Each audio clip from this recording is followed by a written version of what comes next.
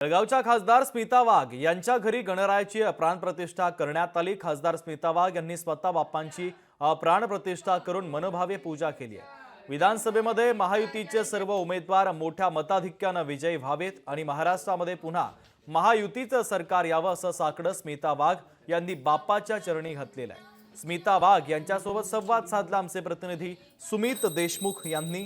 पाहूयात।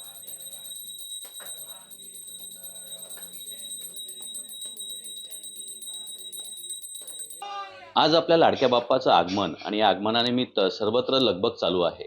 आपण आहोत स्मिता वाघ, खासदार स्मिता वाघ यांच्या घरी। आपण यांच्याशी थेट संवाद साधूया। ताई, काय सांगणार, आज आपल्या लाडक्या बाप्पाचं आगमन आपण केलेलं आहे। गणपती बाप्पाच्या निमित्ताने मी आपल्या सगळ्या देशवासियांना खूप खूप शुभेच्छा या ठिकाणी व्यक्त करते। 1990 सालापासून आमच्याकडे घरामध्ये गणपती बसवला जातो। 10 दिवसाचा हा गणपती असतो आणि बाप्पाचं आज या ठिकाणी आगमन झाले। अतिशय उत्साह आणि आनंदाने सगळ्यांनी आज आम्ही बाप्पाचं या ठिकाणी स्वागत केलेलं आहे।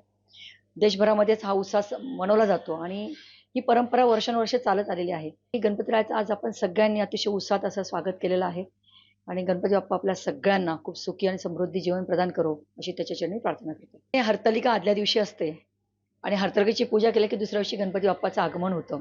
त्यामुळे 2 दिवस असा लगबगीचा असतो। श्रावण महिना सुरू झाला की हिंदू संस्कृतीचे वेगवेगळे सणवार त्या ठिकाणी सुरू होतात आणि गणपती बाप्पाच्या आदल्या दिवशी सगळं ते सजावट करणं, मखर सजवणं, तो जो काही उत्साह असतो की आदल्या दिवशी सगळी तयारी करायची आणि दुसऱ्या दिवशी गणपती बाप्पाला आणायचं, तो जो उत्साह असतो तो उत्साह मला वाटतं अजूनही तशाच पद्धतीने कायम टिकून आहे। विधानसभेच्या आता निवडणुकांचा बिगुल वाजतो आहे आणि त्या माध्यमातून आमच्या महायुतीच्या सगळ्या उमेदवारांना विजयी कर आणि आमच्या विचाराचं जनतेला न्याय देणारं सरकार महाराष्ट्रामध्ये महायुतीचं परत येऊ दे, ही मी गणपती बाप्पाला साकडं घातली। आगामी काळात विधानसभेचं बिगुल वाजणार आहे आणि वाजत आहे आणि त्या अनुषंगाने महाराष्ट्रात महायुतीचं सरकार स्थापन होऊ दे, हे देखील साकडं या ठिकाणी गणपती बाप्पा समोर स्मिता वाघ यांनी घातलेलं आहे। सुमित देशमुख, लोकशाही मराठी, जळगाव। लोकशाही मराठी, ऐका, पहा, जागरूक रहा।